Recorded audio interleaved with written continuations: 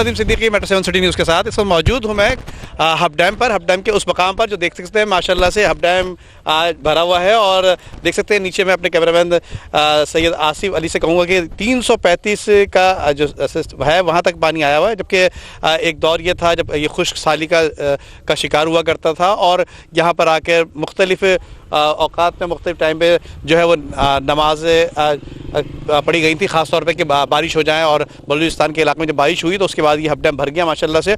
और यहाँ से तकरीबन 100 मिलियन गैलन पानी जो है Karachi water and sewerage board शहरियों को सप्लाई करता है। और ये देख सकते हैं कि ये हब डैम बड़ा खूबसूरत मंजर पेश कर रहा है इस वक्त, और ये भरा हुआ है। काफ़ी लोग आए भी हैं यहाँ पर जो इस मंजर कशी करने के लिए, इससे फैज़याब होने के लिए। लेकिन ये खुशाइंद बात ये भी है कि यहाँ यकीनन हब डैम जो है इस वक्त यहाँ भरा हुआ है और यहाँ से यकीनन 100 मिलियन गैलन पानी जो रोज़ाना शहर कराची को Karachi water sewerage board supply कर रहा होता है।